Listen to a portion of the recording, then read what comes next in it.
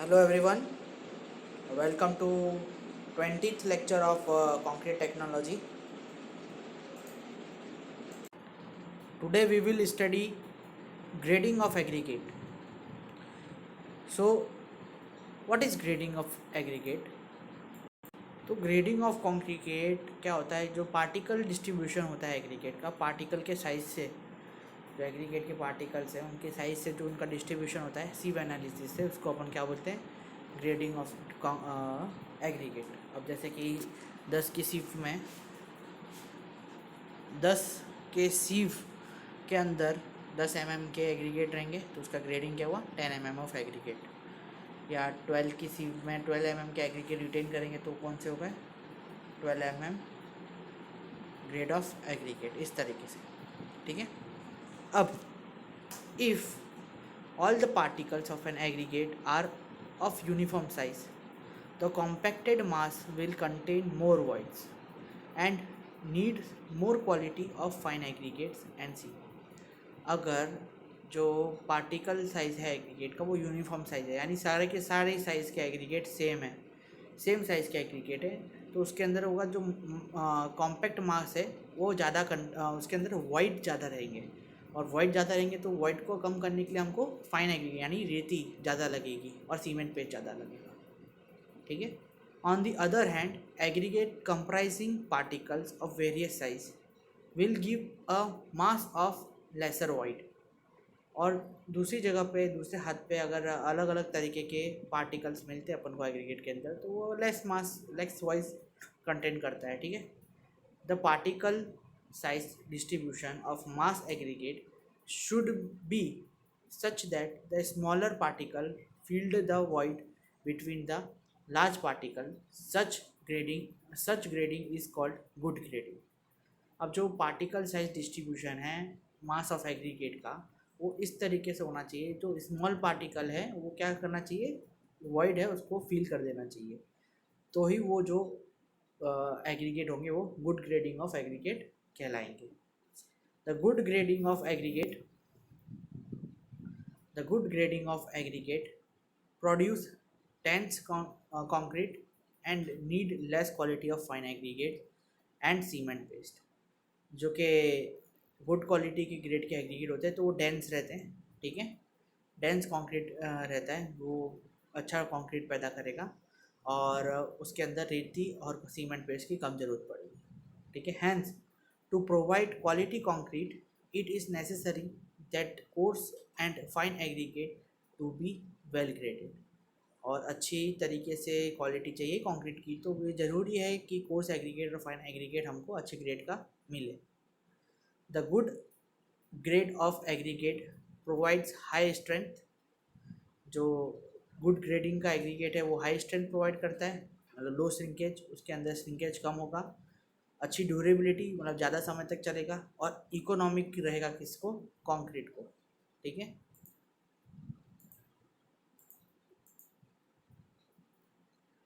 अब the grading of aggregate is determined by the सीव analysis. ठीक है. अब मैंने सीव एनालिसिस का टेस्ट किया था, आपको पता होगा. ठीक है. Sieve analysis is operation of dividing a sample aggregate in various fraction is consisting of particle of the same size. ठीक है. सीव एनालिसिस किसका ऑपरेशन है, dividing the sample of aggregate, मतलब क्या करता है, डिवाइड करता है अलग अलग सैंपल को उसके हिसाब, उसके साइज़ के हिसाब से. ठीक है. अब sieve analysis is conducted to determine the particle size distribution. तो sieve analysis is conduct to determine the particle size distribution sample of aggregate which will called gradation. The following sieve are use to determine the grading of concrete for coarse aggregate. Coarse aggregate के लिए 80 की सीव, 40 की सीव, 20 की सीव, 10 की सीव और 4.5 की सीव use होती है. फॉर फाइन एग्रीगेट 10 से चालू होता है और 4.7 पे, 2.336 पे, 1.18 पे, फिर 600 माइक्रॉन्स पे, 300 माइक्रॉन्स और 150 माइक्रोन्स तक फाइन एग्रीगेट का अपन ग्रेडिंग कर सकते हैं। For assessing the gradation by sieve analysis the minimum weight of sample to be taken on the sieve is given below table. ठीक है, minimum weight of the sample कितना weight लेना चाहिए, अगर maximum size present sustainable property करनी है 63 mm का aggregate के लिए अपन को 50 kg का वेट एग्रीगेट लेंगे तब अपन को पता चलेगा। 50 के लिए 35 kg का सैंपल लेना है, मतलब the minimum weight of sample to taken for the sieve के अंदर डालने के लिए 50 kg का सैंपल लेंगे तब अपन को 63 की ग्रेडिंग का मालूम पता चलेगा। ठीक है, 35 का kg में 50 mm की सीव, 40 to 31 का है तो 15 kg लेना चाहिए, 25 है तो 5 kg, 20 to 16 mm के लिए 2 kg। ठीक है, 12.5 के लिए 1 kg, 10 माइक्रोन के लिए mm के लिए 0.5, 6.3 के लिए 0.2 और 200 ग्राम यानी 0.47 के लिए 200 ग्राम और 2.36 के लिए 1 ग्राम। इस तरीके से वेट होना चाहिए स्टैंडर्ड वेट करने के लिए ग्रेडिंग के। ठीक है, a convenient system of expressing the gradation of agreed is one which the convenient system of expressing the gradation of agreed is one which the consecutive sieve opening are constantly double such as 10 mm, 20 mm, 40 mm, etc. जो convenient system रहता है express करने के लिए grading of aggregate के लिए, वो कॉन्सिक्यूटिवली सीव open होती है ना कॉन्स्टेंटली, वो डबल होता रहता है। जैसे कि 10 mm हो गया, 20 mm हो गया, 40 mm हो गया, 10 mm से 20 mm हो गया, 20 mm से 20 mm हो गया। इस तरीके से सीव रखी जाती है। ठीक है, कॉन्स्टेंटली डबल करते जाते हैं सीव को। ठीक है, कन्वीनियंट अपन को ग्रेडिंग करनी हो एग्रीगेट की तो जो सीव रहेगी, जैसे पहले मैं 10 mm की सीव लूँगा तो उससे डबल की सीव लूँगा 20 mm, फिर 40 mm, तो अपन को कन्वीनियंट सिस्टम मिलेगा उसका, कॉन्स्टेंटली डबल एग्रीगेट के बारे में पता चल जाएगा। ठीक है, under such system employing a logarithm scale line can be spaced at each interval to represent the successive size. और इसी के दौरान हम लॉगरिथम स्केल भी रख सकते हैं, लाइंस भी रख सकते हैं अपने एग्रीगेट की साइज जानने के लिए। ठीक है, the result of sieve analysis are plotted with sieve size are horizontally axis and cumulative percentage pass on vertical axis. The curve obtained is called grading curve. Grading curve दिया है, नहीं दिया है।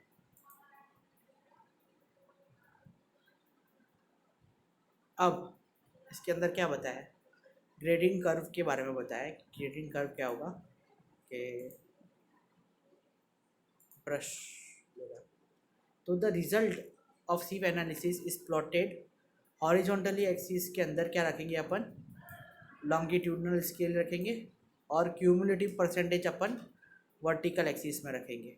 ठीक है, अब इसका जो कर्व रहेगा, ठीक है, वो कर्व को अपन क्या बोलेंगे, ग्रेडिंग कर्व बोलेंगे। ठीक है, यहाँ पे लॉगरिथम स्केल रखेंगे कि भाई कौन सी स्केल का एग्रीगेट है, और क्या बोलते हैं, जैसे कि मान लो 80 mm, फिर 80 के बाद 40, फिर 20, और यहाँ पे परसेंटेज आएगी कि 10%, समझो 5% से चालू करें, 5, 10, 11, तो यहाँ पे देखो 80 का 15, यहाँ पे 80 का परसेंटेज ज़्यादा है, फिर 40 का थोड़ा कम, फिर 20 का थोड़ा कम। इस तरीके से अपन को ग्रेडिंग, तो ये जो कर्व मिलेगा अपन ना अपना होगा ग्रेडिंग कर्व, उसको अपन क्या बोलेंगे, ग्रेडिंग कर्व बोलेंगे। ठीक है, अब table A and B show the typical example of sieve analysis. जो टेबल ए और बी है, ये तो ए है अभी यहाँ पे, वो एक टिपिकल एग्जांपल है ग्रेड एनालिसिस का। Conduct a sample of coarse aggregate and fine aggregate respectively. Figure 1 show the example of grading of curve on the table B. ठीक है, अब टेबल ए के अंदर क्या दिया है, तो typical example of sieve analysis दिया है। अपन ने वेट ऑफ सैंपल लिया था 15 kg, ठीक है, 80 mm के एग्रीगेट से अपन को फाइंड करना है इसलिए। तो 80 40 ये है, तो वेट 80 पे 0 रिटेन हुआ, तो 0 वेट रिटेन 0 0, 100% क्यूमुलेटिव, मतलब 100% पास हो गया उसके अंदर, ठीक है। फिर यहाँ पे 20 के अंदर 40 के अंदर भी सेम हुआ, कोई भी अपन को एग्रीगेट नहीं मिले। 20 के अंदर 5.8 kg ऑफ एग्रीगेट मिले, ठीक है, जिसका अपन रिटेन करेंगे, वेट रिटेन 38.7% आएगा, और 38.7 क्यूमुलेटिव वेट आएगा, और 61.3% अगर 100 से माइनस करेंगे तो अपन को 61.3% मिल जाएगा, ठीक है।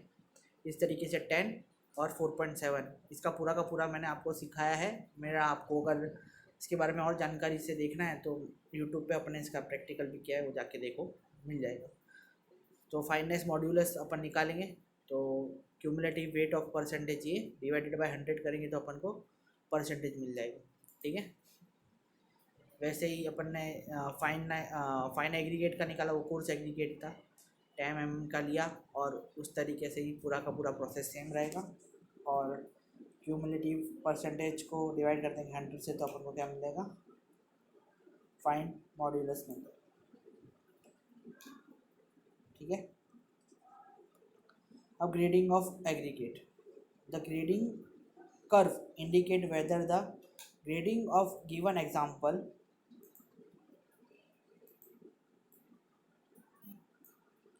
the grading curve indicate whether the grading of given example conforms to the specified or is too coarse or too fine or deficient in a particle size। जो ग्रेडिंग ऑफ कर्व है हमको बताता है कि जो एग्रीगेट है वो ज़्यादा कोर तो नहीं है, या ज़्यादा फाइन तो नहीं है, या उसके अंदर कोई डिफेक्टिव पना चीज़ तो नहीं है, ठीक है। The following conclusion shall be made from grading curve, जो दिए गए सॉल्यूशन है वो बनाए गए, ग्रेडिंग कर्व के कंक्लूजन बनाए गए। The actual grading curve is below the specific gravity curve, the aggregate is courses and segregation of mix might be taken place। जो एक्चुअल ग्रेडिंग कर्व है वो किसके नीचे रहेगा, स्पेसिफिक। अब पहले जो उसका जो कंक्लूजन उसका ये निकला कि भाई पहले पॉइंट का एक्चुअल जो ग्रेडिंग कर्व रहता है ना, वो हमेशा जो हमने एक स्पेसिफाइड ग्रेडिंग कर्व है ना उसके नीचे ही रहता है, ठीक है। तो उससे होता क्या है, जो कोर्स एग्रीगेट होते हैं वो सेग्रीगेशन उसके अंदर, कोर्स एग्रीगेट के अंदर सेग्रीगेशन टेक प्लेस कर सकता है, ठीक है। सेग्रीगेशन यानी आपको पता ही होगा कि अलग अलग एग्रीगेट अलग अलग, फिर एग्रीगेट अलग अलग, और अपना ये सब उसके सारे मटेरियल अलग अलग हो जाते हैं, उसको सेग्रीगेशन बोलते हैं, ठीक है। If the actual grading curve lies well above the specified grading curve, the aggregate is finer and more water will be required। अब जो ग्रेडिंग कर्व है वो स्पेसिफाइड ग्रेडिंग कर्व के ऊपर रहेगा, मतलब उसके अबव चला गया, उसकी जो हमने स्पेसिफाइड करके रखी है वैल्यूज़ ग्रेडिंग कर्व की, उसके ऊपर चली गई, तो क्या होगा, पानी हमको ज़्यादा यूज़ करना पड़ेगा फाइन एग्रीगेट के लिए, ठीक है। दस the maintenance cost of water cement ratio, more quality of cement is required and concrete become uneconomical. मतलब पैसे ज़्यादा लगेंगे, इन शॉर्ट पानी ज़्यादा लगेगा, कॉन्क्रीट ज़्यादा लगेगा, सॉरी सीमेंट ज़्यादा लगेगा, सीमेंट ज़्यादा लगेगा, तो इनडायरेक्टली कॉस्ट पे इफेक्ट करेगा वो चीज़, ठीक है। If the actual grading curve is steeper than the specified grading curve, it indicate excessive medium size particles and lead to harsh mix, ठीक है। अगर actual grading curve steeper than मतलब उससे ज़्यादा है, स्पेसिफाइड ग्रेडिंग कर्व से एक ज़्यादा है, ठीक है, तो वो क्या इंडिकेट करेगा, तो मीडियम मिक्स पार्टिकल, मतलब एक्सेसिव जो मीडियम साइज के पार्टिकल्स हैं वो ज़्यादा मिक्स है, ठीक है। मतलब जैसे कि एक समझो, अरे यार कहाँ गया,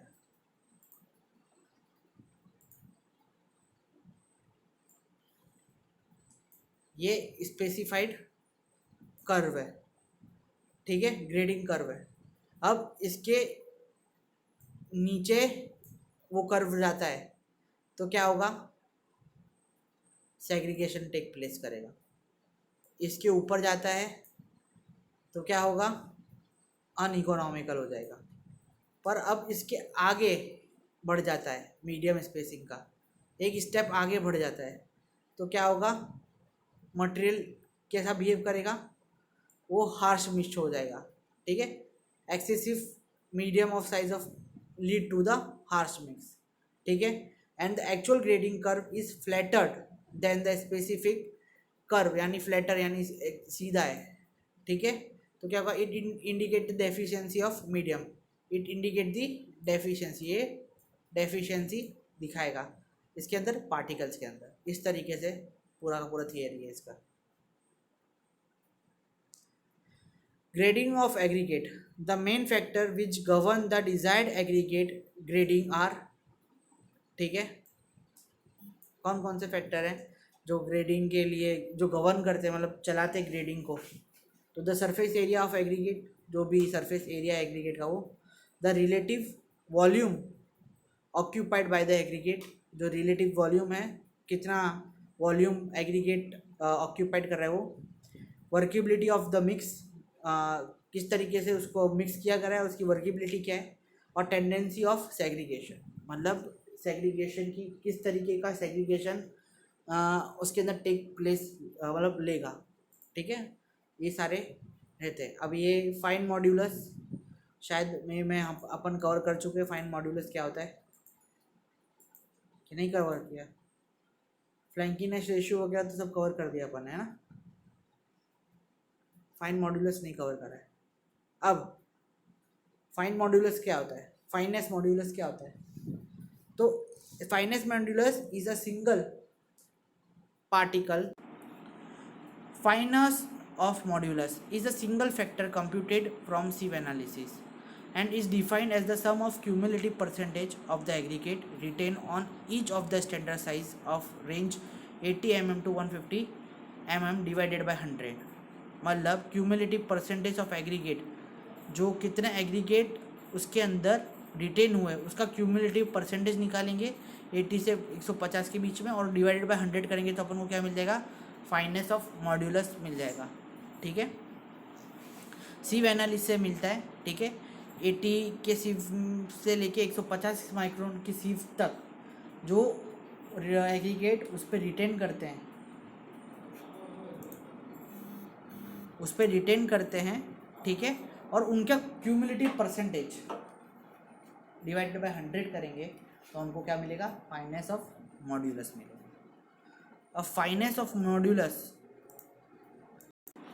A fineness modulus give an idea of mean size of particle present in the entire body of aggregate। वो क्या देता है, एक आपको अंदाज़ा देता है कि इतने साइज के particle.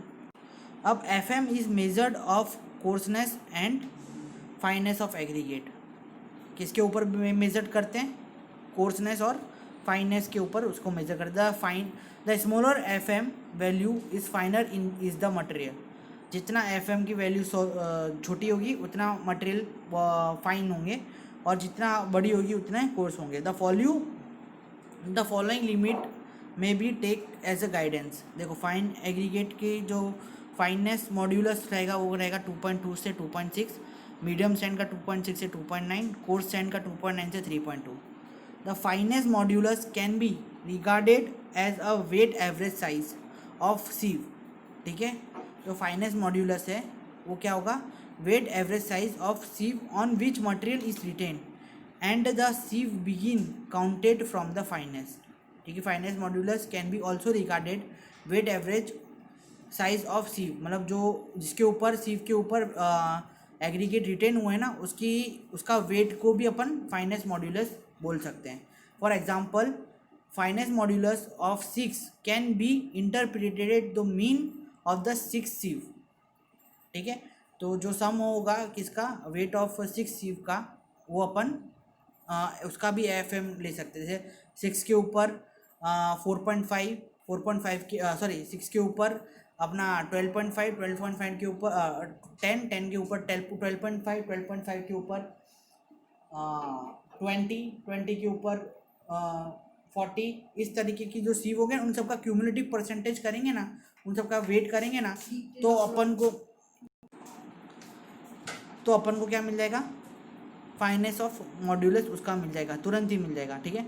4.75 mm is the average size, 4.75 average size रहती है। The FM fine aggregate varies between 2 to 35, जो फाइनेस है वो 2 to 3.5 के बीच में वेरीज होती रहती है। For coarse aggregate it is between 5.5 to 8, जो FM रहता है वो 5.5 से 8 के बीच में रहता है, और जो aggregate between 3.5 to 6.5 is for fine aggregate, ठीक, मीडियम फॉर मीडियम एग्रीगेट, ठीक है।